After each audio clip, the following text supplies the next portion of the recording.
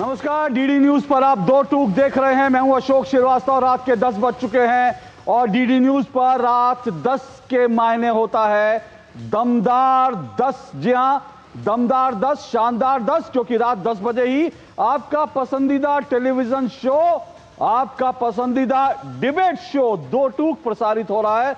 हमारा वक्त बदला है लेकिन हमारे तेवर वही हैं और उन्हीं तेवरों के साथ हम हर झूठ पर प्रहार करते रहेंगे, हर सच आप तक पहुंचाते रहेंगे। और अब जबकि बिहार के चुनाव की चर्चा पूरे देश भर में है, तो फिर दो टूक में बिहार को लेकर हम आप तक सभी खबरें और सभी बड़े मुद्दे और साथ साथ उन खबरें मुद्दों का सच जो है वो आप तक पहुंचाते रहेंगे।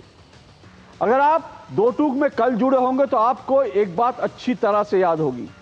मैंने कल ही यह बात कही थी, जब महागठबंधन ने तेजस्वी यादव को अपना मुख्यमंत्री पद का चेहरा घोषित किया था, तब मैंने कल दो टूक में यह कहा था कि अब बीजेपी और जेडीयू दमदार तरीके से एक बार फिर से जंगल राज का मुद्दा उठाएंगे, क्योंकि तेजस्वी यादव जो लालू और राबड़ी देवी जी के जो वो बेटे हैं, और लालू और राबड़ी जो है उनका राज बिहार में जंगल राज के रूप में जाना जाता है, तो तेजस्वी के आने से जंगल राज का मुद्दा गरमाएगा, ये मैंने कल ही कह दिया था। और आज प्रधानमंत्री नरेंद्र मोदी, जिन्होंने आज चुनाव प्रचार का आगाज कर दिया बिहार में, उन्होंने आज जंगल राज का मुद्दा उठाया। गृह मंत्री अमित शाह, उन्होंने भी जंगल राज का मुद्दा उठाया। तो लगातार अब जंगल राज के मुद्दे पर डिबेट होंगी, यह मुद्दा बार बार उठाया जाएगा। हालांकि आरजेडी 20 साल का हिसाब कहती है कि 20 साल का हिसाब देना चाहिए एनडीए को जो शासन था, लेकिन अब यह मुद्दा तो बन गया है। दूसरी बात, कल मैंने यह भी कहा था कि तेजस्वी यादव के आने से, आपको खबरदार में याद होगा, मैंने आपको बताया था कि तेजस्वी यादव के आने से अब बिहार में परिवारवाद भी मुद्दा होगा, क्योंकि लालू के परिवार से वो खुद मुख्यमंत्री रह चुके हैं, उनकी पत्नी रह चुकी हैं, तेजस्वी यादव डिप्टी सीएम रह चुके हैं और अब वो मुख्यमंत्री की दौड़ में है, और इसके साथ साथ मीसा भारती जो हैं वो सांसद है, पूरा परिवार राजनीति में है, तो परिवारवाद का मुद्दा भी उठेगा, ये मैंने कल कहा था। और अगर आप देखें तो आज नीतीश कुमार ने परिवारवाद का मुद्दा एक बार फिर से जोरदार तरीके से उठाकर लालू यादव पर बड़ा प्रहार किया है। आपको कल दो टूक में यह भी याद होगा, मैंने कल दो टूक में कुछ गानों की क्लिप्स दिखाई थी, और मैंने उन गानों की क्लिप दिखाकर, जिसमें कट्टे का, अहिर राज की बात हो रही थी, जो टकराएगा उसको हम जला देंगे, इस तरह के गाने थे। कट्टे लेकर रंगदारी की बात थी कि अहिर तो होगा तो रंगदारी, अब भैया आ जाएंगे तो अहिर रंगदार बन जाएगा। ऐसे तमाम गानों की क्लिप्स मैंने दिखाई थी और मैंने कहा था कि ये एक बड़ा मुद्दा बनने वाला है। और आज प्रधानमंत्री नरेंद्र मोदी ने उन तमाम गानों का जिक्र करते हुए कट्टे, बंदूक, इन सब का जिक्र किया अपनी चुनावी सभा में, और ये कह दिया, उन्होंने बता दिया कि किस तरह से ये जो गाने हैं, जिस तरह के गाए जा रहे हैं, ये दरअसल जंगल राज को परिलक्षित कर रहे हैं। तो आज दो टूक में इन सब की तो बात करेंगे, लेकिन आज इंटरेस्टिंग बात यह भी हुई है कि आज बिहार के दो लालों की चर्चा हो रही है। एक लाल कर्पूरी ठाकुर और दूसरे सीताराम केसरी, क्योंकि सीताराम केसरी की आज पुण्यतिथि है, और कर्पूरी ठाकुर के गांव से प्रधानमंत्री ने अपनी जो है चुनावी प्रचार की शुरुआत की है। तो ये दोनों बिहार के लाल आज चर्चा में हैं। तो आज बिहार के इन दोनों लाल पर भी चर्चा होगी, जंगल राज पर भी चर्चा होगी। मेरा आज का दो टूक का शीर्षक इन्हीं खबरों से जुड़ा हुआ है। मेरा आज का शीर्षक जननायक की विरासत, जंगल राज पर सियासत। यह जननायक की विरासत और जंगल राज पर सियासत, क्योंकि बिहार के असली जननायक, जिनको लोग जननायक कहते थे, आज की तरह नहीं कि पार्टी डिक्लेयर कर देती है, पार्टी कहती है जननायक जननायक, जैसे राहुल गांधी जी को कहा जाता है। असली जननायक कर्पूरी ठाकुर, जिनके गांव में जाकर, समस्तीपुर में जाकर प्रधानमंत्री नरेंद्र मोदी ने उनको श्रद्धांजलि अर्पित की और अपनी चुनावी सभा की शुरुआत की। तो जननायक की विरासत पर विरासत की बात तो सीताराम केसरी की भी होने लगी, क्योंकि 25 साल बाद कांग्रेस को सीताराम केसरी की याद आई और आज राहुल गांधी ने सीताराम केसरी को श्रद्धासुमन अर्पित किए। तो जननायक की विरासत, जंगल राज पर सियासत, क्योंकि प्रधानमंत्री नरेंद्र मोदी ने तेजस्वी और लालू यादव की याद दिलाकर जो है जंगल राज पर एक बड़ा हमला बोल दिया। इन्हीं सब पे चर्चा करेंगे। इससे पहले खबरदार में समझ लीजिए खबरें क्या हैं, इन खबरों को विस्तार से आपको समझाता हूं। खबरदार में देखिए एक खबरें हम जो आज कह रहे हैं कि जंगल राज की सियासत और जननायक की विरासत क्यों कह रहे हैं, इनको समझिए। छठ पर्व से पहले बिहार का चुनावी माहौल अब पूरी तरह से गर्मा गया है। टेम्परेचर लगातार बढ़ रहा है, बिहार का पूरी तरह से मामला जो है वो गर्मा गया है। बिहार के चुनावी रण में बिहार के दो महान सपूत चर्चा में रहे आज, भारत रत्न कर्पूरी ठाकुर और सीताराम केसरी। इन दोनों को आज खूब याद किया गया। सोशल मीडिया पर ये दोनों नाम ट्रेंड कर रहे हैं। प्रधानमंत्री नरेंद्र मोदी ने भारत रत्न कर्पूरी ठाकुर के गांव में उन्हें नमन करके अपने प्रचार की शुरुआत की। उन्होंने कर्पूरी ठाकुर जी के गांव गए समस्तीपुर में और वहां पर जो है उन्हें नमन अर्पित करके अपने प्रचार की शुरुआत की प्रधानमंत्री नरेंद्र, और इसीलिए कर्पूरी ठाकुर जी चर्चा में आ गए। कांग्रेस ने कर्पूरी ठाकुर के गांव जाने को, प्रधानमंत्री गांव गए उनके, तो उसको मुद्दा बनाया, भाजपा पर हमला किया, कहा कि देखो आरक्षण के मुद्दे पर कर्पूरी ठाकुर का विरोध किया था बीजेपी ने, तो यह कहकर बीजेपी पर कांग्रेस ने हमला किया। पर भाजपा ने कांग्रेस पर पलटवार किया कि कर्पूरी ठाकुर को आखिर कांग्रेस ने भारत रत्न क्यों नहीं दिया, क्यों बीजेपी की सरकार, एनडीए की सरकार को यह निर्णय लेना पड़ा कि कर्पूरी ठाकुर को भारत रत्न दिया जाए। इसको लेकर सियासत दिन भर गरमाई रही। प्रधानमंत्री नरेंद्र मोदी ने मुख्यमंत्री नीतीश कुमार के साथ मिलकर जनसभा को संबोधित किया। समस्तीपुर में उनकी पहली सभा हुई थी, उन्होंने वहां जनसभा को संबोधित किया। प्रधानमंत्री मोदी ने जंगल राज का मुद्दा उठाया, कहा बिहार 100 साल तक लालू राबड़ी का जंगल राज भूलेगा नहीं। प्रधानमंत्री नरेंद्र मोदी ने कहा 100 साल तक, अभी तो 20 सालों में कह रहे 100 साल तक ये मुद्दा जो है भूलेगा नहीं। जबकि नीतीश कुमार ने परिवारवाद का मुद्दा उठाकर लालू यादव पर बड़ा हमला किया। उन्होंने परिवारवाद का मुद्दा उठाया और लालू यादव पर बड़ा हमला किया। प्रधानमंत्री मोदी के साथ साथ गृह मंत्री अमित शाह ने भी बिहार में जमकर प्रचार किया और उन्होंने भी जंगल राज के मुद्दे की याद दिलाई। खासकर सीवान में शहाबुद्दीन के बेटे को टिकट देने का मुद्दा उन्होंने उठाया। आरजेडी के तेजस्वी यादव भी जोर शोर से प्रचार में लगे हैं और उन्होंने दावा किया कि बिहार में बदलाव आएगा, और वो कहते हैं कि दलितों की सरकार है, हम तो पिछड़े हैं, इसलिए हमको जंगल राज की संज्ञा दे दी जाती है। ये तेजस्वी यादव ने जो है ये अपने प्रचार में लाइन ली। पर राहुल गांधी अभी भी बिहार से दूर हैं, कोसों दूर हैं। राहुल ने 1 महीने से बिहार पर लगभग चुप्पी साध रखी है। कल भी हमने मुद्दा उठाया था, तेजस्वी यादव को महागठबंधन का मुख्यमंत्री पद का उम्मीदवार घोषित करने पर भी राहुल गांधी ने एक ट्वीट तक करके तेजस्वी यादव को बधाई तक नहीं दिया और अभी भी वो बिहार के परिदृश्य से गायब हैं।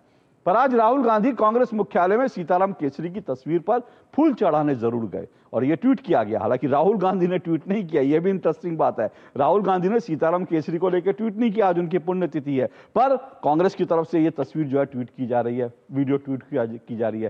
कांग्रेस और राहुल गांधी को 25 साल बाद बिहार के बेटे सीताराम केसरी की याद आई है। यह बड़ा इंटरेस्टिंग फैक्टर है। 25 साल लगे सीताराम केसरी को याद करने में। उनकी मृत्यु जो है 25 साल पहले हुई थी और आज राहुल गांधी को, कांग्रेस को उनकी याद आई है।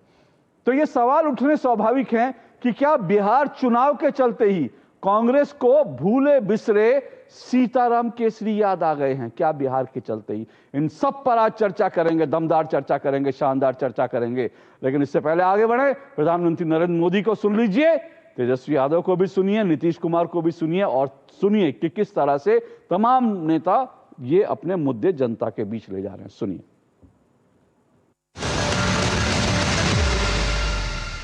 मोदी जी को धन्यवाद कहेंगे, राना माँ, छठी माँ उनका अच्छा से जीता। भारी आज होए दिन मोदी भैया, भारा की नकारा जा।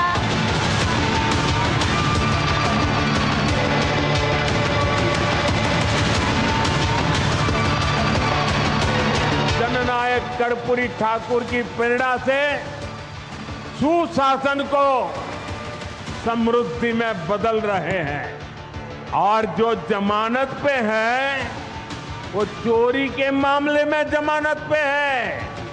अब ये चोरी की इनकी आदत ऐसी है कि अब जननायक की उपाधि की चोरी में जुटे हैं।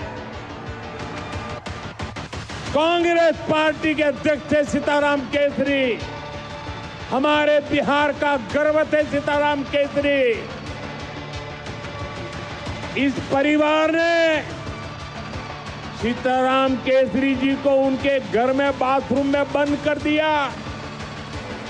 इतना ही, उनको उठा करके फुटपाथ पर फेंक दिया और सीताराम केसरी के पास जो कांग्रेस का अध्यक्ष पद था, इस परिवार ने उस अध्यक्ष पद की चोरी कर ली। अभी से आरजेडी कांग्रेस के लोग छर्रा, कट्टा, दूनाली और घर से उठा लेने की धमकी देने लग गए हैं। इनका प्रचार इन्हीं दोनों पर चल रहा है। बिहार की जनता जो बदलाव चाहती है, बदलाव करेगी। इस मौजूदा सरकार से गुस्से में है। अब कोई कभी कोई महिला के लिए कोई काम किया था, लड़का और लड़की के लिए कोई पूछा था, और जो उसको हटना पड़ा था तो अपनी पत्नी को, अपने वाइफ को वहीं पर बनवाया था। तो यही सब न धंधा करता है। शहाबुद्दीन का खौफ, अत्याचार, हत्याएं, ये सारा सिवान ने सहा है। इसी शहाबुद्दीन के बेटे को रघुनाथपुर से फिर से एक बार लालू ने खुद टिकट देने का काम किया है। मगर मैं सिवान वालों को कहने आया हूं, अब नरेंद्र मोदी और नीतीश कुमार का राज है। 100 शहाबुद्दीन आ जाए, किसी का बाल बांका नहीं हो सकता।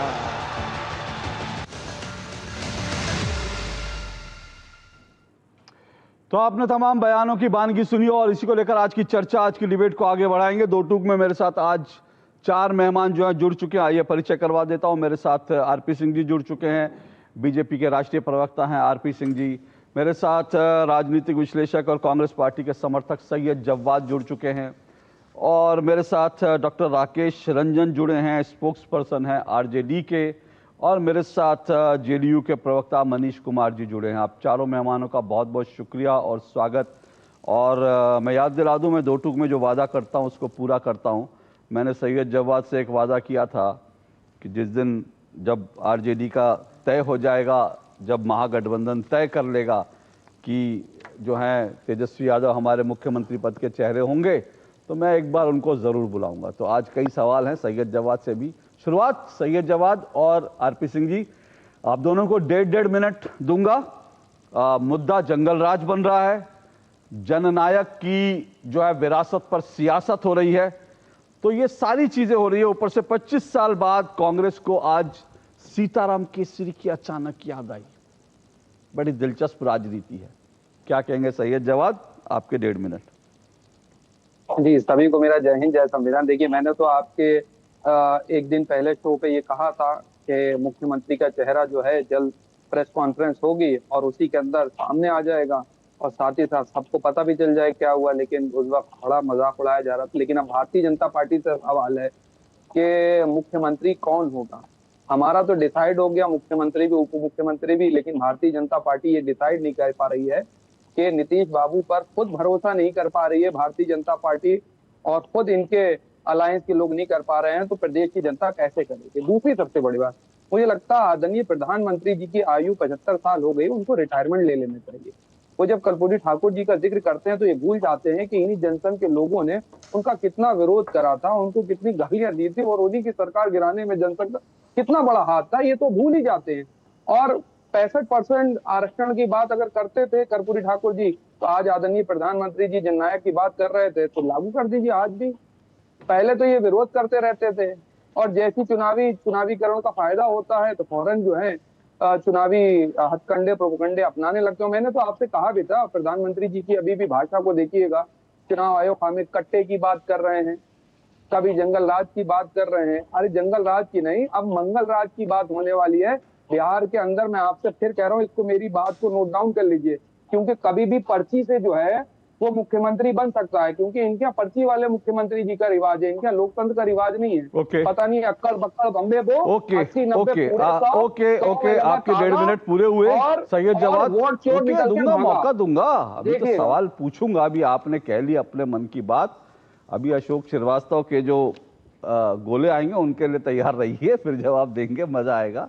आरपी सिंह जी, वो उन्होंने बड़ी सारी बातें बोली है, 1.5 मिनट आपके कैसे रिस्पॉन्ड करेंगे? वो कह रहे हैं हमने तो मुख्यमंत्री, हालांकि मेरा आज का मुद्दा नहीं है, लेकिन फिर भी उन्होंने कहा तो आप जरूर रिस्पॉन्ड कीजिए। और वो कह रहे हैं कि भाई कर्पूरी ठाकुर को लेकर उन्होंने कई सवाल उठाए। चलिए आरपी सिंह जी, आपके 1.5 मिनट। तारिक अनवर साहब को उप मुख्यमंत्री बना देते, या जो आपके प्रदेश अध्यक्ष हैं वहाँ पर उनको उप मुख्यमंत्री की घोषणा कर देते।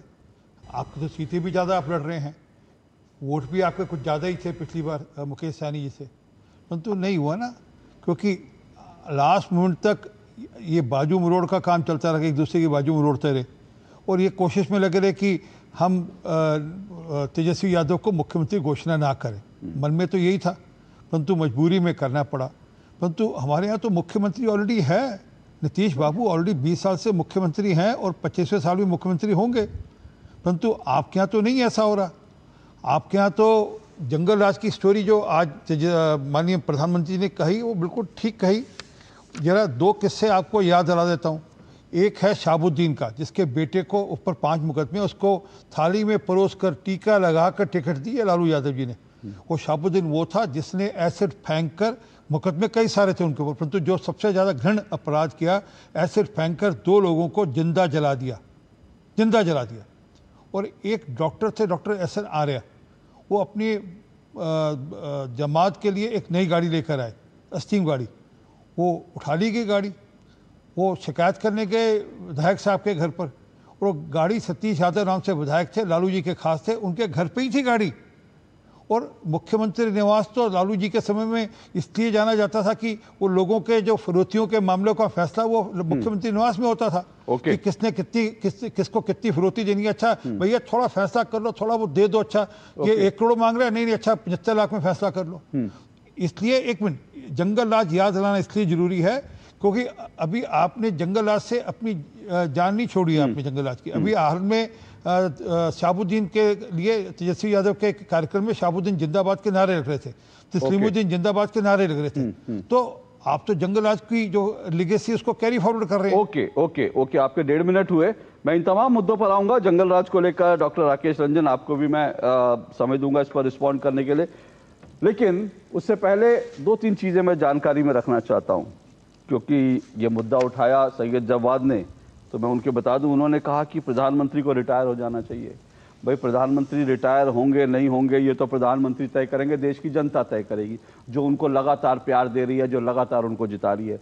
लेकिन मेरा सवाल तो ये है सैयद जवाद, आपने कहा बिल्कुल ठीक कहा, प्रेस कॉन्फ्रेंस होगी उसके बाद तय हो जाएगा, पर मेरा सवाल अब भी बना हुआ है। उस दिन मैंने 2 सवाल पूछे थे, एक का जवाब तो मिल गया, प्रधानमंत्री रिटायर होंगे नहीं होंगे वो तो तय होगा, लेकिन राहुल गांधी रिटायर्ड हर्ट क्यों हो गए? कहाँ हैं राहुल गांधी?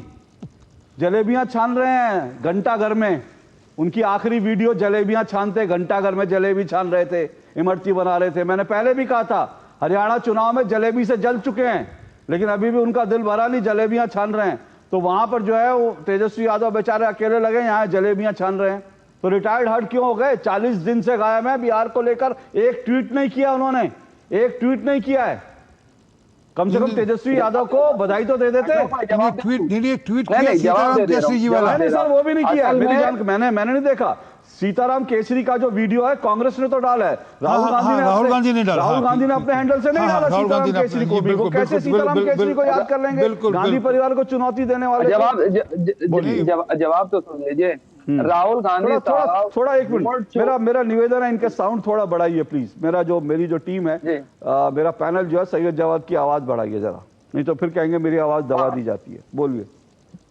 नहीं, आपके यहाँ आजकल आवाज जो है साफ सुनाई दे रही है, ये अच्छी बात है, और डिबेट भी बहुत अच्छे स्तर पे हो रही है, मैं इस चीज की भी मुबारकबाद देता हूँ। दूसरी सबसे बड़ी बात, राहुल गांधी साहब वोट चोरों को खुलासा करने में और उनकी जो बड़ी वोट चोरी है उसको पकड़ने में अभी व्यस्त हैं, और बहुत बड़ा हाइड्रोजन बम जो है, जो उन्होंने कहा था वो फोड़ने वाले हैं, तो उसकी तैयारी में लगे हुए हैं। जैसे ही उन्होंने एक बम फोड़ा था, अब वोट चोरों के लिए हाइड्रोजन बम तैयार हो गया है। जननायक का खिताब चोरी कर लिया आपने, तो आपसे बड़ा चोर तो है ही नहीं कोई। वो कहते ना चोर चोरी से जाए, हेरा फेरी से ना जाए। अरे हाँ, वो चंदा चोर को राहुल गांधी की जवाब दिया है ना। अरे वोट चोर और चोर चोरी से जाए, हेरा फेरी से न जाए। आपके ऊपर चोरी के मुकदमे हैं, बेल पर आउट है आपके दोनों, सोनिया गांधी और राहुल गांधी, लालू यादव और तेजस्वी यादव, राबड़ी देवी और मीसा देवी। सम्राट चौधरी पे कौन से मुकदमे हैं वो तो बता दीजिए। कौन सा मुकदमा है जो उनके ऊपर चल रहा है जिसको बेल पे बाहर है, बता दीजिए। भ्रष्टाचार का मुकदमा है क्या कोई? और खुद नहीं पता है भ्रष्टाचार का मुकदमा है तो बता दीजिए। 32 साल की जेल है। 10 सेकंड जवाब सर, एक मिनट साढ़े 32 साल। सर एक मिनट रुकिए, एक मिनट सर, सही जवाब एक मिनट सर, दोनों लोग रुकिए। सही जवाब आपने जो कहा ना, मैं उसका प्रमाण, सही जवाब आप ही ने जो कहा मैं प्रमाण दे रहा हूँ।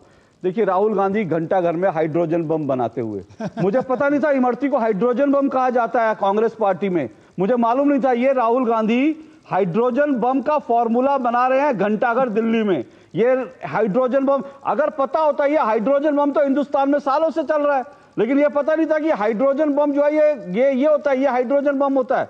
और वैसे सैयद जवाद आपकी जानकारी के लिए बता दूं, ये राहुल गांधी का हाइड्रोजन बम जो है, ये भी जानकारी के लिए बता दूं, कल मेरे शो के अंदर ध्यान से सुनिएगा, और डॉक्टर राकेश रंजन भी सुने और मनीष कुमार जी भी सुने। कल मेरे शो के अंदर आज सुनिए ना, मैं आपकी जानकारी दे रहा हूं। कल एक मिनट सुनिए तो सही। कल मेरे शो के अंदर आरजेडी प्रवक्ता ने यह कहा, उन्होंने, आरजेडी प्रवक्ता का बयान है, आप चाहेंगे मेरे ट्विटर हेडलाइन पर है, टैगलाइन पर है, उन्होंने कहा वोट चोरी हमारे लिए मुद्दा नहीं है। उन्होंने कहा वोट चोरी का मुद्दा हम पर थोपा गया। यह आरजेडी प्रवक्ता का बयान है, वोट चोरी का मुद्दा हम पर थोपा गया, हमारा मुद्दा नहीं है। तेजस्वी यादव जी के साथ कदम से कदम मिला के चल लो, तेजस्वी यादव के साथ कदम से कदम मिला के चल लो। वो मुद्दे दूसरे बता रहे, वो कह रहे हैं पढ़ाई लिखाई कमाई मुद्दे हैं, दवाई मुद्दे हैं, और आप वोट चोरी कर, अभी भी वोट चोरी। तो भैया हाइड्रोजन बम जिस दिन बन जाए तो हमें भी लाके 2-4 खिला देना। और आपने तो हाइड्रोजन बम खाए नहीं है, मुझे पता है। उस दिन आपने कहा था कि आपको राहुल गांधी ने जलेबी नहीं खिलाई है, लेकिन हाइड्रोजन बम वो है तो 2-4 आप खा लीजिएगा। आधा 1 किलो हाइड्रोजन बम हमारे पास भी भिजवा दीजिएगा, उस हाइड्रोजन बम को जिसको हम अपने गाँव में इमरती कहते हैं। बहरहाल अशोक भाई ये देखिए पर्ची, इस पर्ची में एक हो सकता है मुख्यमंत्री का नाम निकले, मैंने कल भी दिखाई थी, आज भी रखी हुई है। अब इस पर्ची के अंदर डिसाइड होगा कि बिहार का मुख्यमंत्री कौन होगा। ये भारतीय जनता पार्टी की रणनीति है। ठीक है सर, मुख्यमंत्री एक काम करो, अरे सुनो, ये पर्ची एक राहुल गांधी को भेज के बोलो वो पर्ची पे ट्वीट कर दे। अरे देखिए इस पर्ची से ट्वीट कर दे, तेजस्वी यादव हमारा मुख्यमंत्री का कैंडिडेट है। ओके मेरे चैनल से करो, मेरा भेजो राहुल गांधी को। एक मिनट, दोनों को हटाइए। देखिए मेरा आज सैयद जवाद, एक मिनट, मेरा आज का मुद्दा मुख्यमंत्री खेलना नहीं। आज आप मुख्यमंत्री खेलना चाहते हैं, आपने कह दिया, उन्होंने जवाब दे दिया, आप लोग खेलते हैं। मेरा मुद्दा आज का ये नहीं है। मेरा मुद्दा आज बिहार के दो, एक जननायक, एक बिहार के लाल, और बिहार में जो जंगल राज है, जो मुद्दा उठाया। और अगर जो है ये कह रहे हैं, तेजस्वी यादव कह रहे हैं कि भाई जंगल राज, क्योंकि हम दलित हैं, पिछड़े, इसलिए जंगल राज हमारे राज को कहा जा रहा है, तो इन सब पे चर्चा कीजिए। विषय से इधर उधर, जिस दिन हाइड्रोजन बम लाएंगे, मेरा फिर वादा है, आप सैयद जवाद, आपको पता है मैं वादों से पीछे नहीं हटता, मेरा फिर वादा है, जिस दिन वो हाइड्रोजन बम असली वाला लाएंगे ना, उस दिन आपको बुलाऊंगा, आप बता दीजिएगा कि हाइड्रोजन बम क्या होता है। अभी तक तो हाइड्रोजन बम आया नहीं, वो लगातार फेल हुआ है।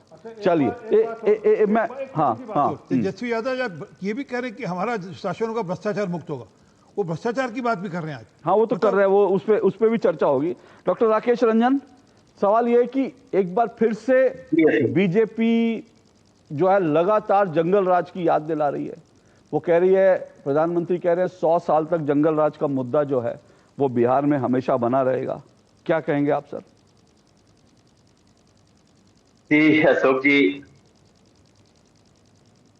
बिहार की जनता ने आज रियली अपने आप को चीटेड महसूस कर रही है, वो शर्मसार हो गई। और भाई थोड़ा आवाज बढ़ाइए, मेरे मेहमानों की आवाज थोड़ा बढ़ाइए, सुन सके, हम भी सुन सके, देश सुन सके।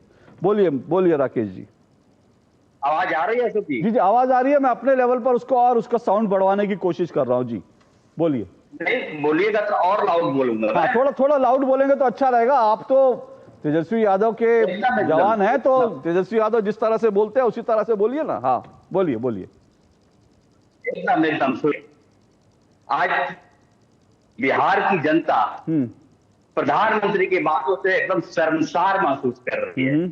वो कह रही है जो भीड़ जो है जबरदस्ती शासन प्रशासन और संसाधनों का मिसयूज करके जो जुटाई गई थी ना, वो ये कह रही है कि हमने कैसा प्रधानमंत्री चुना कि जो जुमला पे जुमला, सिर्फ जुमला पे जुमला, झूठ पे झूठ। डॉक्टर राकेश रंजन जो हैं उनका संपर्क टूट गया, उनके नेटवर्क में कुछ प्रॉब्लम है। डॉक्टर राकेश रंजन, अगर आप तक मेरी आवाज पहुंच रही हो तो अपना नेटवर्क जरा ठीक करके एक बार फिर से आइए, हम आपको सुनेंगे। लेकिन वो कह रहे हैं कि ये जुमला जो है प्रधानमंत्री कह रहे हैं जंगल राज एक जुमला है। आरपी सिंह जी रिस्पॉन्ड कर दीजिए, फिर मैं आगे बढ़ता हूं। 87 लाख किसानों को हर माह किसान सम्मान निधि मिलती है। लगभग 1 करोड़ 60 लाख लोगों तक घर पर जल जीवन मिशन के अंतर्गत। जंगल राज की बात की, जंगल राज जुमला है। जुमला उनका ये सब प्रधानमंत्री जुमला कहते हैं। मैं वो बता रहा हूँ कि प्रधानमंत्री ने क्या क्या किया वहां पर, ग्राउंड पे क्या क्या डिलीवर हुआ उसकी बता रहा हूँ। 3 करोड़ 52 लाख लोगों तक प्रधानमंत्री जी की जो स्कीम है, जिसमें हेल्थ स्कीम है, उसके अंतर्गत लाभ मिलता है। 1.5 करोड़ शौचालय बनाए गए, लगभग 1 करोड़ 17 लाख बहनों को गैस का सिलेंडर मिला, 40 लाख लोगों को पक्के मकान मिले, 50% महिलाओं को वहाँ पर आरक्षण मिला पंचायती चुनाव के अंदर, और 30% आरक्षण मिला पुलिस की नौकरी के अंदर। लगभग 1 करोड़ महिलाओं को 10,000 रुपये मिला, और जिस आगे बढ़कर 2 लाख रुपया फिर आगे मिलेगा। और यही नहीं, हर बच्ची को साइकिल मिला, और लगातार वहां पर काम हो रहा है। मैं आज अगर लंबी सूची पढ़ना चाहता हूं तो एक लंबी सूची है जहां पर वो लंबी सूची मैं इसलिए कह रहा हूं कि ये वहां पर काम हुए। ये कह रहे हैं कि जुमलेबाजी की बात नहीं, जमीन पर काम हुआ है, उसके आधार पर हम वोट मांग रहे हैं। परंतु हम लोगों को ये भी सचेत कर रहे हैं कि याद रखना कि जंगल राज वापस नहीं आना चाहिए, वहां पर एसिड फेंक कर लोग जलाने नहीं चाहिए। दूसरा, वहां पर भ्रष्टाचारी लोग नहीं आने चाहिए। लालू यादव के ऊपर जो मुकदमा जिस पे उनको सजा सुनाई गई, जिसमें कन्विक्ट किए गए, 32.5 साल की कैद है, 32.5 साल की। और तेजस्वी यादव के ऊपर 420 का मुकदमा है, 420 का मुकदमा है। एक वो ICRCTC घोटाला है, एक नौकरी के बदले में जमीन हड़पने का घोटाला है, एक इसी प्रकार वहां पर रेलवे के होटलों का मामला है, और उसमें पूरा का पूरा परिवार लिप्त है। और तीसरी बात, क्या एक परिवार ने ठेका ले रखा है क्या? लालू यादव, राबड़ी यादव, तेजस्वी यादव, क्या और कोई यादव बचा नहीं क्या? और कोई और EBC कोई बचा नहीं क्या? और कोई OBC है नहीं क्या समाज के? Okay doctor Rakesh Ranjan respond कीजिए। डॉक्टर राकेश रंजन और मनीष कुमार आमने सामने। जी डॉक्टर राकेश रंजन। यही बात मैं बोल रहा था कि बिहार की जनता जो है ना, कर रही है ना, शर्मसार हो रही है कि कैसा प्रधानमंत्री चुन लिया कि वो झूठ पे झूठ, झूठ पे झूठ, जुमला पे जुमला फेंके जा रहा है। 20 सालों से एक काम नहीं गिना पाया, और पूरे अपने स्पीच में देखिए। और तो और वो कर्पूरी ठाकुर जी जो स्वतंत्रता सेनानी थे, समाजवादी थे, उनसे अपना नाता वो लोग जोड़ रहे हैं कि जो अंग्रेजों के दलाल और उनके मुखबिर थे। अब बताइए, इनको इतने दिनों में एक नेता ऐसा नहीं मिला कि जिनसे वो अपना नाता जोड़ सके और बिहार में CM फेस का चेहरा तक दे सके। तो ये लोग जो बात कर रहे हैं घोटालों की। और कर्पूरी ठाकुर जी का नाता कांग्रेस से था क्या? आ रहा हूँ सर, मनीष जी आ रहा हूँ, मनीष जी आ रहा हूँ, मनीष जी आ रहा हूँ, मनीष जी 1 मिनट रुकिए, मनीष जी आ रहा हूँ, मनीष जी 1 मिनट रुकिए। हाँ अरे बोलिए सर, आप सुनिए सर, ऐसे ये सब डिबेट में होता रहता है, इसके लिए नॉनसेंस इस्तेमाल करने की जरूरत नहीं है। आप अपनी बात पूरी कीजिए। राजद का संस्कार है अशोक जी, जुमला पे जुमला दिए जा रहे हैं, उसके बाद बीच में ये बोल रहे हैं, परिवारवाद की बात कर रहे हैं। इनके एक पार्टनर हैं जो बोलते थे बिहार फर्स्ट, बिहारी फर्स्ट। अब क्या हुआ है, जब टिकट दिए है भांजा फर्स्ट, तो जीजा फर्स्ट, एक और पार्टनर है उनके, समधन फर्स्ट, तो बेटा फर्स्ट, तो समधी फर्स्ट, ये लोग कर रहे हैं। और एक और पार्टनर है उनकी पत्नी फर्स्ट, और दूसरे को परिवारवाद की बात कर रहे हैं। Okay doctor Rakesh Ranjan, 1 minute. आपने कर्पूरी ठाकुर का जिक्र किया। 1 मिनट सुनिए राकेश जी, अरे सुनिए, आपने कर्पूरी ठाकुर का जिक्र किया। कर्पूरी ठाकुर को सम्मान देने में आपको क्यों परेशानी है? उनको सम्मान दिया तो देश का प्रधानमंत्री अगर कर्पूरी ठाकुर, देश का प्रधानमंत्री, सुनिए तो सही, सवाल तो सुनिए सर। देश का प्रधानमंत्री अगर कर्पूरी ठाकुर जी को, अगर वो, ये भी मत भूलिए, उनको भारत रत्न किस सरकार ने दिया है? यही प्रधानमंत्री हैं, यही एनडीए, यही जेडीयू है, यही एलजेपी हैं जिन्होंने कर्पूरी ठाकुर को भारत रत्न सम्मान दिया। कांग्रेस ने नहीं दिया, आपकी सरकार ने नहीं दिया, जिस सरकार को आप सपोर्ट करते थे उसने नहीं दिया, जिस सरकार ने आज दिया। एक मिनट आ रहा हूं मनीष जी, एक मिनट रुकिए, मौका दूंगा आपको। तो सवाल यह है कि कर्पूरी ठाकुर के गांव जाने से आपको दिक्कत क्या है? हमको क्यों दिक्कत है? तो आपने अभी क्यों बोला? मुझे क्यों दिक्कत है? हाँ, हमने ये बोला कि ये इनकी सरकार तो उसमें अटल बिहारी वाजपेयी जी भी आए थे, इनकी सरकार तो 2014 में भी आई थी। इतना रेस्पेक्ट देना था कि हर चीज जो है इनको चुनाव से ज्यादा इनको कोई समझ में आता नहीं है। हर चीज में ये लोग बोल रहे हैं कि जन कल्याणकारी बहुत। सर आपने क्यों नहीं दिया? सर मुझे बताइए ना, डॉक्टर राकेश रंजन, लालू यादव रेल मंत्री थे। सुनिए तो सही, सवाल सुनिए उसके बाद रिस्पॉन्ड कीजिए। लालू यादव रेल मंत्री थे और उस सरकार के अंदर जो क्षेत्रीय दल थे, चाहे वो आरजेडी हो या समाजवादी पार्टी, उनका क्या जलवा था ये देश जानता है। आप लोगों ने क्यों नहीं दिलवा दिया? तब क्यों इंतजार करते रहे? यादव अपने आप को सबसे बड़ा, यदि उन कर्पूरी ठाकुर जी की लिगेसी के वाहक है तो लालू यादव जी। हाँ बस, ओके सर, एक मिनट आप सर सुनिए, एक मिनट सर, आप रुक जाइए मनीष जी, आपको 1 मिनट में रिस्पॉन्ड करने का मौका दूंगा। लिगेसी की बात करी उन्होंने कि लालू यादव उनकी लिगेसी, बिल्कुल ठीक बात है। कर्पूरी ठाकुर जी ने लालू यादव को सबसे ज्यादा आगे बढ़ाया, इसमें कोई दो राय नहीं। मेरे पास एक खबर है, ये खबर थोड़ी सी पढ़ देता हूं, कितना आगे बढ़ा है पता चलेगा। अरे सर सुनिए ना, खबर बता रहा हूं सर, खबर बता रहा हूं, मैं कुछ अपने मन से नहीं बोल रहा। ये खबर है, और खबर का शीर्षक क्या है?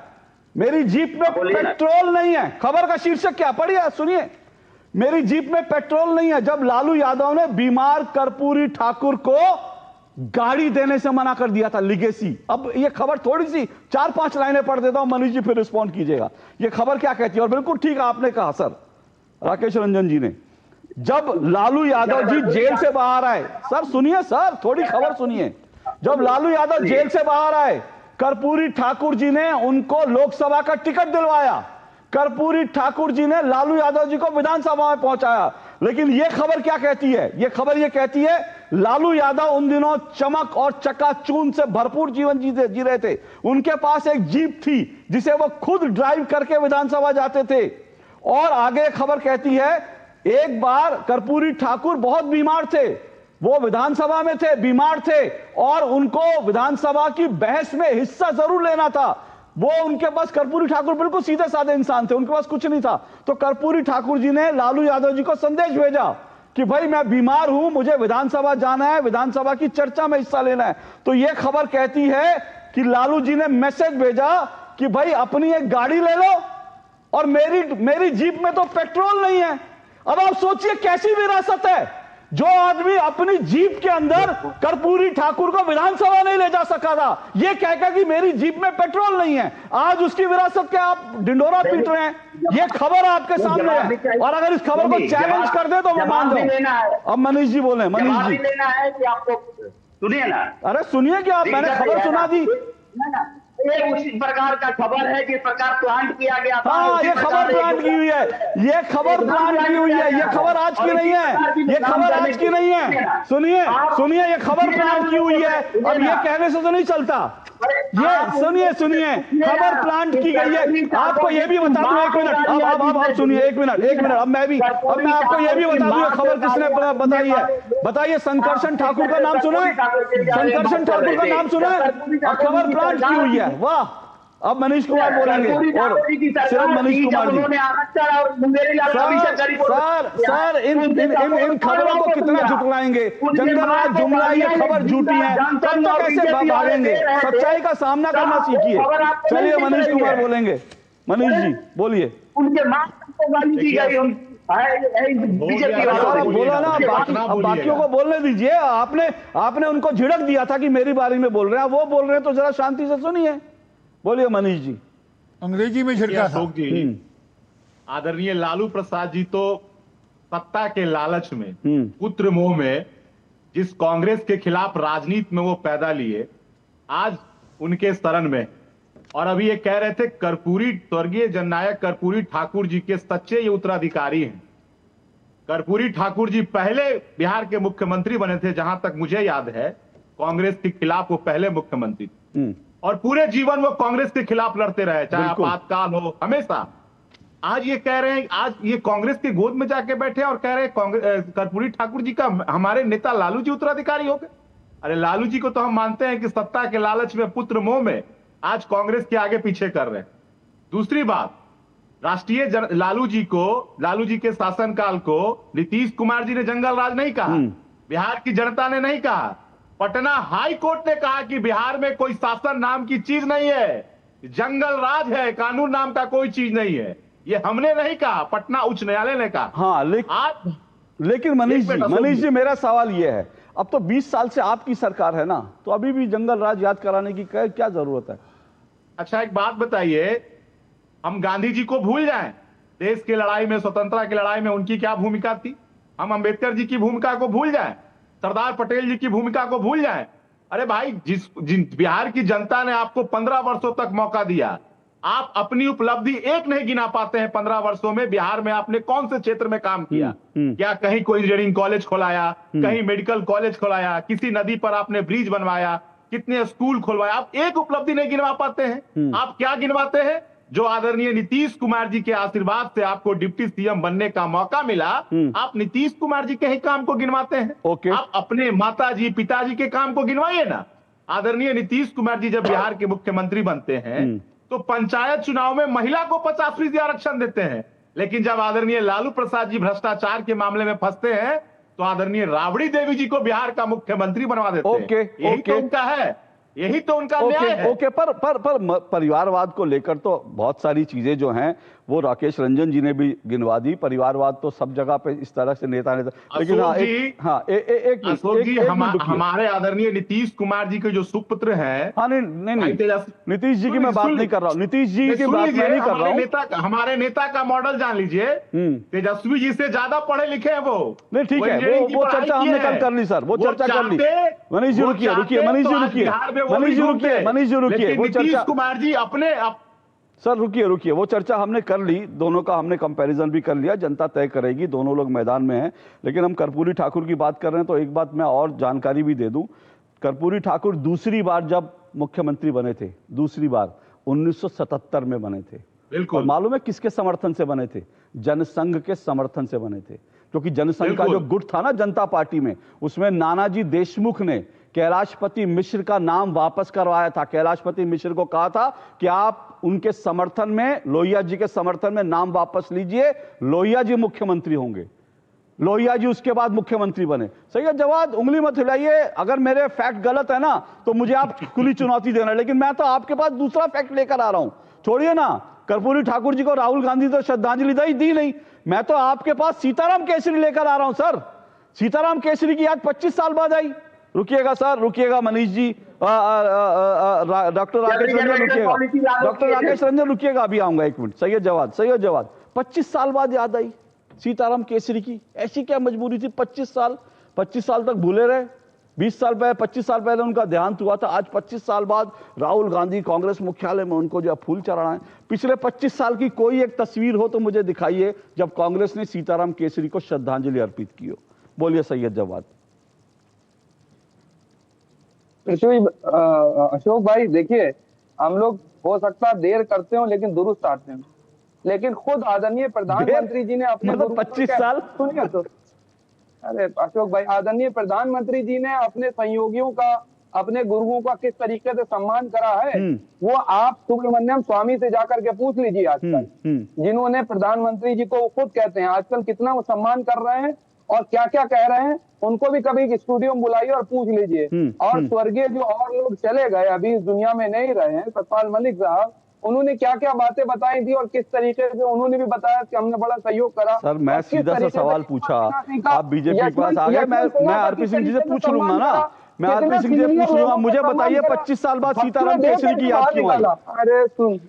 अरे सुन लीजिए, स्वर्गीय अटल बिहारी वाजपेयी जी के आदर्शों का कितना सम्मान करते हैं और कितना आडवाणी जी का सम्मान करते हैं। हमने स्टेज पर ऐसे ऐसे करते देखा हुआ भी था और यूं करके मुंह घुमा करके लोग चले गए थे, वो भी हमने देखा हुआ था। कौन सा दिखाइए, वीडियो दिखाइए, वीडियो दिखाइए, एक वीडियो दिखाइए अटल जी के सामने या अडवाणी जी के सामने मुंह फेर के एक वीडियो दिखाइए। सैयद जवाद अडवाणी जी के हर जन्मदिन पर सैयद जवाद सुनिए, एक मिनट सुनिए आप, मैं फिर से कह रहा हूं मेरे डिबेट में बोले तो फैक्ट्स के साथ बोले। एक वीडियो दिखा दीजिए अडवाणी जी का। आज भी जब जन्मदिन होता है प्रधानमंत्री नरेंद्र मोदी सबसे पहले अडवाणी जी के घर जाते हैं उनको शुभकामनाएं देने के लिए। तो अडवाणी जी और अटल जी के आप बात कर रहे हैं, मुझे एक वीडियो दिखाइए। लेकिन आप सीताराम केसरी से कंपैरिजन करेंगे, वो सीताराम केसरी जिनकी धोती खोल दी थी कांग्रेसियों ने, इसलिए क्योंकि सोनिया गांधी को, इसलिए क्योंकि सोनिया गांधी को कांग्रेस का अध्यक्ष बनाना था, धोती खोल दी थी। और अगर आपको ये अंग्रेजी की खबर है, थोड़ा सा पढ़ देता हूं। Dhoti pulled, locked in bathroom, how Sonia Gandhi threw to the footpath, Congress last non Gandhi president. सोचिए सीताराम केसरी को उनकी धोती खोल दी, उनको बाथरूम में बंद कर दिया, सिर्फ इसलिए क्योंकि सोनिया गांधी उस समय कांग्रेस का अध्यक्ष बनना चाहती थी। और जानते हैं, आप कहें तो मैं आपको 50 खबर दिखाता हूं। और सुनिए एक बात, आपने कहा ना 25 साल बाद, मेरे पास ये खबर है। जब इनकी देहांत हुआ था ना सीताराम केसरी जी का, जब सीताराम केसरी जी का देहांत हुआ था 25 साल पहले, कांग्रेस का कोई बड़ा नेता उनको श्रद्धा सुमन अर्पित करने नहीं गया था। कोई बड़ा नेता श्रद्धा सुमन अर्पित नहीं करने गया था। और आपको बताऊं सर एक चीज, मुझे एक फैक्ट रखने दीजिए। यहां तक कि सीताराम केसरी को उठाकर उनके बंगले से बाहर कर दिया था सोनिया गांधी ने। लेकिन उस समय वाजपेयी सरकार थी, यह खबर भी सुनिए, left homeless by his own party. Congress party ने सीताराम केसरी बिहार के दलित बेटे को उनके घर से उठा के फेंक दिया था। वाजपेयी सरकार थी, वाजपेयी जी ने बाकायदा उनको स्वतंत्रता सेनानी कोटे से दिल्ली के अंदर उनको घर अलॉट किया, तब जाकर सीताराम केसरी अपना सम्मान बचा पाए थे। वाजपेयी जी ने बड़प्पन दिखाया था, सोनिया गांधी ने उठा के फेंक दिया था, धोती खींच ली थी, बाथरूम में बंद कर दिया था। और कितना अपमानित करेंगे आप। अब मैं कुछ फैक्ट नहीं, मुझे इसका जवाब दीजिए, क्यों किया ऐसा, मुझे इसका जवाब दीजिए। नहीं, कभी कहा है, कौन सा ऐसा बंदा है जो आकर के आपसे कह रहा हो कि उनकी धोती खींच ली? अरे कौन सा, मतलब ये झूठ है, मतलब आप लोगों को ये सब झूठ लगता है, आप लोगों को ये सब। अच्छा सुनिए फिर बता रहा हूं, संकर्षण ठाकुर, किताब पढ़ लीजिए संकर्षण ठाकुर की, कौन सा ऐसा बंदा है। और आपको बता दूं, ये भी आपको दिखा दूं, ये भी बता देता हूं कौन सा ऐसा बंदा है। ये है नरेंद्र देव। इनका पूरा आर्टिकल पढ़ लीजिए इनके ब्लॉग पे जाकर। मतलब कौन सा ऐसा, मतलब आप चाहते हो कि कांग्रेस के लोग सीसीटीवी फुटेज में धोती खींचेंगे तब आप मानोगे? सीसीटीवी फुटेज में धोती खींचेंगे तब आप मानोगे? अब मेरी बात सुन तो लीजिए अशोक भाई, अब मेरी बात हो गई, आप सुन लीजिए।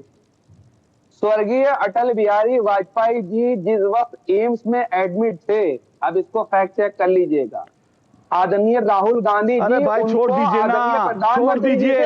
अटल जी और राहुल गांधी के संबंधों पर बात नहीं कर रहा हूं मैं, कांग्रेस और सीताराम केसरी के संबंधों पर बात कर रहा हूं। सुनिए, बात निकली है तो फिर बहुत दूर तक जाएगी। अरे बात निकली है तो सुकन्या देवी तक ले जाइए, मुझे दिक्कत नहीं है, सुकन्या देवी तक आ जाइए। बात निकली है तो जाइए सुकन्या देवी पे आ जाइए।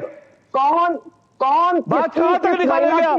सुकन्या देवी तक निकालेंगे? रायबरेली सुकन्या देवी तक जाएंगे? बताइए सुकन्या देवी का परिवार कहां है, बता दीजिएगा देश को, बताइए सुकन्या देवी का परिवार कहां है। बात मत निकालिए दूर तक, मैं इतनी दूर जाऊंगा कि आपको मुंह छुपाना भारी पड़ जाएगा। बहुत दूर निकला, मुंह छुपाना। अरे बोलिए ना, कहां दूर तक जाएंगे? सुकन्या देवी तक जाएंगे, केसरी तक जाएंगे, कहां तक जाएंगे? या फिर आप राहुल गांधी के दादाजी तक जाएंगे जिनकी कब्र वीरान पड़ी है, कोई फूल चढ़ाने नहीं जाता। अटल जी को देख लिया, अटल जी को देख लिया, अपकार नहीं किया। एक बार अपने दादाजी फिरोज जहांगीर गांधी को भी फूल चढ़ाते, राहुल गांधी इतने बड़े दिल के हैं तो अपने दादा को फूल चढ़ाया नहीं, अटल जी को ऊपर उपकार करने गए थे। जो खबरों में है मैं वो कोट कर रहा हूं और वो खबर दिखा सकता हूं। नहीं समझे आप सुनिए, आप इतने साल हो गए पत्रकारिता करते हुए, कम से कम इस चीज को लेते कि ये नहीं, इस रेफरेंस से मैं बात कर रहा हूं। आप कोई रेफरेंस दे के मैं सारे रेफरेंस से बात करता हूं सैयद जवाद, बिना किसी रेफरेंस के बात नहीं करता हूं मैं सारे रेफरेंस से बात करता हूं। हो गया, चलिए अब मुझे आरजेडी, बीजेपी और जेडीयू के पास जाना, हो गया। मुझे एक ब्रेक लेना है, ब्रेक के बाद मैं आऊंगा, जंगल राज के मुद्दे पर आऊंगा। फिर से कह रहा हूं, दूर तक मत जाइए, मैं इतनी दूर तक जाऊंगा मुश्किल हो जाएगा। अच्छा एक बात पूछ लूं सर छोटी सी, जल्दी से, मुझे ब्रेक लेना है। सीताराम, आप तो 10 साल तक सत्ता में रहे, तो सीताराम केसरी जी को भारत रत्न क्यों नहीं दिया आप लोगों ने? दे देते ना, आपके बड़े इतने प्रिय नेता थे, इतने शीर्ष नेता थे। सर सीताराम केसरी को भारत रत्न क्या, यहाँ तो सरदार पटेल को भारत रत्न घर से निकाल के फेंकवा दिया इन्होंने। यहाँ तो भारत रत्न सरदार पटेल को नहीं दिया गया, तो सीताराम केसरी को तो बड़े दूर की बात है। कर्पूरी ठाकुर जी को क्यों नहीं दे दिया भारत रत्न? अंबेडकर जी को नहीं दिया। कर्पूरी ठाकुर, अंबेडकर, और कितने लोगों को भारत रत्न दिया। एक छोटा सा ब्रेक ले रहा हूँ, ब्रेक के बाद आऊंगा। आरजेडी, जेडीयू, बीजेपी, सही है, जवाब रुकिए। मुझे सीधा सा एक सवाल का जवाब चाहिए था कि सीताराम केसरी 25 साल बाद क्यों याद है? शर्मनाक है। आप उनको याद कीजिए, कांग्रेस के बड़े नेता थे। और ये मत कहिए कि मैंने झूठी खबरें दिखा रहा हूं, मैं दिखा रहा हूं उनकी धोती खींची गई थी, ये खबरें दिखा रहा हूं। और इन खबरों पर जाइए और एक बार ठोक दीजिए इन खबरों पर दावा ना, इन पर जाके कह दीजिए कि फेक न्यूज है। एक ब्रेक के बाद आ रहा हूं। मन की बात है जन जन की, संघर्षों के कुछ किस्से, कहानी कुछ सफलताओं की, अनकही विरासत की, उम्मीदें नए भारत की। महीने के आखिरी रविवार का रहता है इंतजार। मलयाचल के आंचल से विंध्याचल के आंगन तक, ब्रह्मपुत्र के घाट से हिमालय के विस्तार तक होती है मन की बात प्रधानमंत्री के साथ। तो सुनिए इस महीने 26 अक्टूबर सुबह 11 बजे मन की बात आकाशवाणी और दूरदर्शन के सभी चैनलों पर और प्रसार भारती के OTT प्लेटफॉर्म वेव्स पर सजीव प्रसारण लाइव स्ट्रीमिंग के माध्यम से। आप भी माननीय प्रधानमंत्री के मन की बात का हिस्सा बन सकते हैं। इसके लिए आप अपने सुझाव post box number 111 Akashvani Delhi पर भेज सकते हैं या फिर नमो ऐप या MyGov के ओपन फोरम में पोस्ट कर सकते हैं। तो याद रखें, रविवार 26 अक्टूबर सुबह 11 बजे मन की बात। हर खबर की बारीकी से होती है पड़ताल, खबर के पीछे का सच और उसका सटीक विश्लेषण आप तक लेकर आते हैं हम। चाहे बात सियासत की हो या अंतर्राष्ट्रीय जगत, ग्राउंड जीरो से रखते हैं खबर पर पहली नजर। देखिए हमारा खास शो खबरों का सरपंच न्यूज पंच, रोजाना सुबह 10:30 बजे और दोपहर 2 बजे सिर्फ DD न्यूज पर।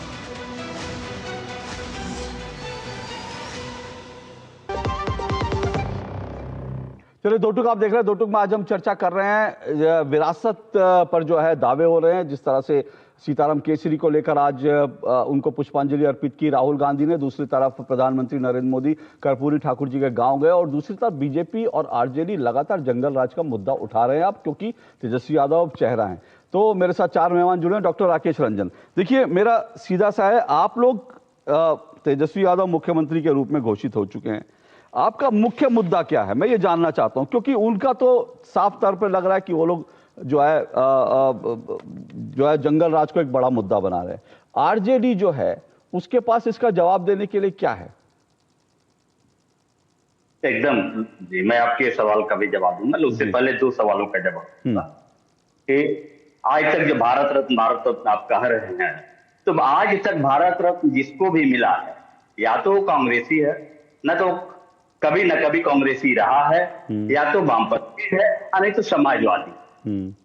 भारत रत्न देशभक्तों को मिलता है, गद्दारों को नहीं मिलता है, पहली बात। दूसरी बात, जेडीयू के प्रवक्ता बोल रहे थे कि लालू जी कांग्रेस की गोद में बैठ गए और नीतीश जी उन लोगों के गोद में बैठे हुए हैं कि ना कभी उन्होंने संविधान माना, ना सामाजिक न्याय माना, नहीं कभी भी देश की आजादी में कभी भी योगदान रहा।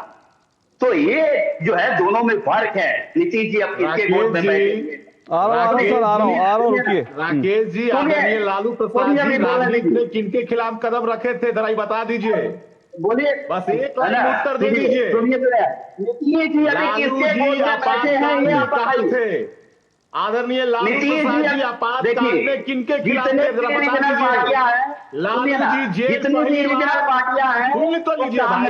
अरे राजनीति में एक एक करके सर, एक एक करके मनीष जी, 1 मिनट, एक एक करके। हाँ बोलिए ना। नीतीश जी किसके गोद में बैठे हैं आप बता दीजिए। अब आइए मुद्दे की बात पूछ रहा हूँ, लालू जी राजनीति में किनके खिलाफ आए, बता नहीं रहे हैं। सुनिए ना, अरे लालू जी किनके खिलाफ राजनीति में आए? आपातकाल में कहा थे लालू जी, जरा बताइए। आप किनके खिलाफ आए?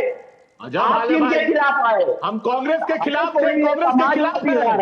अरे कांग्रेस के खिलाफ हमारे नेता थे और आज भी आप न बताइए, लालू जी आपातकाल में कहां थे? किनके खिलाफ थे लालू जी, बताइए। कांग्रेस के खिलाफ है, इसका मतलब देशद्रोहियों के साथ हो जाइएगा। कांग्रेस के खिलाफ है, इसका मतलब पार्टी देश जलाने करने वाले के साथ हो जाइएगा। वो देशभक्त हो गया। जिस कांग्रेस पार्टी ने देश में आपातकाल लगाया, जिनके खिलाफ लालू जी राजनीति गए और आप सत्ता के लालच में, सत्ता के लालच। चलिए एक एक करके सुनिए एक एक करके, चलिए इसको सेटल करते हैं, समय कम है, एक एक करके सुनिए, एक एक करके सुनिए। ओके ओके ओके, एक एक करके सुनिए सर, सुनिए 30 सेकंड, 1 मिनट सर, सुनिए 30 second doctor Rakesh Ranjan, 30 second उसके बाद मनीष जी, एक एक करके please. 30 second doctor Rakesh Ranjan बोलिए। क्योंकि बिहार की जनता जो है तेजस्वी जी को धन्यवाद कर रही है कि वो पहले ऐसे व्यक्ति हैं बिहार में जो लाख में जो इस जन सरकार की जो चीजें हैं और जनता से जुड़ी जो चीजें हैं, चाहे रोजगार हो, पलायन हो, भ्रष्टाचार हो, चाहे स्वास्थ्य की सुविधा की बात हो, चाहे शिक्षा व्यवस्था की बात हो, उसको पहली बार राजनीति के केंद्र में लेकर के आए। आप देखिएगा 2020 में देखे होंगे जब तेजस्वी जी ने नौकरी की बात की, जनता की बात करने लगे, सब एनडीए सरकार ने क्या किया, नौकरी की बात करने लगे और सारी चीजें। हमारे लिए जो होता है जनता है और जन सरकार की चीजें हैं, इन लोगों के जैसा सिर्फ जुमला नहीं है। Okay okay okay doctor Rakesh, Manish ji respond कीजिए जी, 30 सेकंड। अशोक जी, आदरणीय नीतीश कुमार जी ने बिहार में काम किया है और काम के आधार पर बिहार के जनता के बीच है। भाई तेजस्वी जी के पिताजी को भी बिहार की जनता ने देखा, मम्मी को भी देखा, और भाई तेजस्वी जी अभी जो आईआरसीटीसी मामले में अभी हाल में ही देखा होगा आप सबने, सब परिवार कोर्ट में हाजिरी लगा रहे थे, किसी भी वक्त जेल जा सकते हैं। तो जो व्यक्ति भ्रष्टाचार के मामले में जिनके पिताजी सजा याफ्ता हो, भाई तेजस्वी जी जमानत पर हैं, तो बिहार की जनता कभी इन लोगों के साथ नहीं आने वाली है। बिहार की जनता आदरणीय नीतीश कुमार जी के साथ। नीतीश कुमार जी का मतलब है नौकरी, नीतीश कुमार जी का मतलब है रोजगार, नीतीश कुमार जी का मतलब है कानून का राज, नीतीश कुमार जी का मतलब है बिहार बहुत तेजी से आगे बढ़ रहा, तरक्की। इसलिए बिहार की जनता अब राष्ट्रीय जनता दल के झांसे में नहीं आने वाली है। ओके ओके ओके, इससे पहले आरपी सिंह जी और सैयद जवाद रिस्पॉन्ड करें, एक छोटी सी बात कह दूं जो अभी डॉक्टर राकेश रंजन ने कहा। उन्होंने कहा कि भारत रत्न जो है उन्हीं को मिलता है जो देशभक्त, बिल्कुल बिल्कुल मिलता है, लेकिन देशभक्त जो नहीं होते ना, ऐसे बहुत सारे देशभक्त हैं जिनको भारत रत्न नहीं मिला है। नेताजी सुभाष चंद्र बोस को भारत रत्न नहीं मिला है, वो भारत रत्न से भी ऊपर हैं, और अटल जी को भी भारत रत्न मिला है, और अडवाणी जी को भी भारत रत्न मिला। और एक चीज बोल दूं छोटी सी, उसके बाद सैयद जवाद और आरपी सिंह जी रिस्पॉन्ड करें। भैया कोई देशभक्त नहीं कहता, खुद नहीं कहता कि भाई देशभक्त जो होता है ना, वो तो ये कहते थे मैं फांसी पर चढ़ जाऊंगा देश के लिए जान। एक मिनट सर, वो कहते देशभक्त जो होता है वो कहता है मैं फांसी पर चढ़ जाऊंगा देश के लिए सर्वस्व नशा। कोई देशभक्त ना खुद से अवार्ड नहीं खींच लेता, खुद से अपने आप को अवार्ड नहीं पहना देता। कांग्रेस में जो है, कांग्रेस का प्रधानमंत्री और अपने आप को भारत रत्न देने वाले कितने देशभक्त है उसमें मैं नहीं जाऊंगा। इंदिरा जी खुद प्रधानमंत्री, अपने आप को भारत रत्न। कोई देशभक्त अपने देशभक्त फांसी का फंदा लेते थे गले में, भारत रत्न नहीं ले लेते थे, सम्मान नहीं ले लेते थे कि खुद से खुद को सम्मान दे दें। तो उस पर मत जाइए डिटेल में। सैयद जवाद रिस्पॉन्ड कीजिए। सैयद जवाद। अशोक भाई मेरी बात को नोट कर लीजिए कोई एक पेपर पे, ठीक है। जो जो अभी तक प्रेडिक्शन पहले करी है आपके चैनल पर भी और जगह भी 90% तो अभी तक एक्यूरेट हुई। इस बार भारतीय जनता पार्टी नीतीश बाबू को चीफ मिनिस्टर नहीं बनाएगी। एक चीज लिखी, यानी आप ये मान रहे हैं कि सरकार इनकी आ रही है, चीफ मिनिस्टर नहीं बनेगा। आप ये मान रहे हैं सरकार तो आ रही है बीजेपी, क्योंकि आप प्रेडिक्शन कर रहे हैं इसलिए पूछ रहा हूं। सरकार किसकी आ रही है, प्रेडिक्शन कर दीजिए। इंडिया अलायंस 150 पार है। तो सर फिर नीतीश जी कैसे बनेंगे? फिर नीतीश जी कैसे बनेंगे? जब आपकी सरकार आ जाएगी तो नीतीश जी वैसे ही नहीं बनेंगे। इसीलिए तो वो नीतीश जी को चेहरा नहीं बना रहे हैं। आप समझिए बात को, इसीलिए चेहरा नहीं बना रहे। उनको पता हार निश्चित है और 150 पार है इंडिया अलायंस। सैयद जवाद सुनिए। सीबीआई इनकम टैक्स, ठीक है, सुन तो लीजिए, ईडी सीबीआई इनकम टैक्स, उसके बाद इनका प्रचार, इनका झूठ, इनके वादे, इनके मुद्दे गायब हो चुके हैं। Syed Jawad, okay RP Singh ji respond कीजिए। समय मेरे पास कम है, लेकिन सैयद जवाद आपका ये क्लिप मैं बचा के रखूंगा 14 तारीख को सैयद जवाद जब मेरे साथ जुड़ेंगे तो इनकी प्रिडिक्शन दिखाऊंगा। ये मेरा आपसे एक और वादा, आज मैंने 2 वादे किए, दोनों वादे पूरे करूंगा। आरपी सिंह जी रिस्पॉन्ड कीजिए। याद रखिएगा सैयद जवाद 240 वाला भी दिखा देते, जिस पर मैंने कहा था 170 120 220 हो गया, कोई नहीं, अभी आपने जो कहा उस पर करेंगे। चलिए मूलतः दो मुद्दे हैं, एक है भ्रष्टाचार, दूसरा है जंगल राज, और दूसरी तरफ हमने जो काम किए वो है। मैं जरा अपने काम बना देता हूँ। बजट का आकार 2005 के अंदर कुल मिलाकर 23,000 करोड़ था, आज 3,16,895 करोड़ है। कृषि का विकास दर 2.3% था, आज 8.5% है। औसत आर्थिक विकास 4.8% था, आज 11.9% है। बिजली की उपलब्धता 22% थी, आज 100% है। स्थापित विद्युत क्षमता 1644 मेगावाट थी, आज 9543 मेगावाट है। प्रति व्यक्ति बिजली खपत 70 यूनिट से बढ़कर 363 यूनिट हुई है। बिजली के उपभोक्ता 17 लाख घर से बढ़कर 2 करोड़ 12 लाख घर हुए हैं। एक मिनट दीजिए। और जो सबसे बड़ी बात है, मृत्यु दर 312 से कम होकर 100 हुई। शिशु मृत्यु दर 61 से कम होकर 29 हुई, और पलायन 11% कम होकर 2% हुआ। ये मेरा डेटा नहीं है, ये भारत सरकार का आंकड़ा। 30 सेकंड में आरपी सिंह जी, 30 सेकंड में, जब आपके पास विकास के इतने सारे काम हैं तो जंगल राज की याद क्यों दिला रहे हैं? जंगल राज की याद इसलिए कि वापस से बिहार को हमने 2005 के अंदर नहीं लेकर जाना। हमने बिहार को 2005 से पहले का काल नहीं लेकर जाना, जब वहां पर एसिड से जलाए जाते थे। सैयद जमात, सच्ची में डर कर रहना, अगर गलती से, ऐसा होने वाला नहीं है, एसिड से जलाए जाएंगे लोग। ओके अच्छा, बहुत सुनिए मेरे पास समय नहीं है, सैयद जवाद, आप अपने नेता को फॉलो करिए। जलेबियां ऐसे बनती हैं, ऐसे नहीं बनती। जलेबियां ऐसे बनती हैं, नेताजी को फॉलो कीजिए, ऐसे मत कीजिए। जलेबी बनाइए आज फिलहाल, और हाइड्रोजन बम बनाइए। बहरहाल आज के लिए इतना ही, आपसे फिर मुलाकात हुई। फिलहाल सभी मेहमानों का शुक्रिया। 2 टूक में आज बस इतना ही। नमस्कार।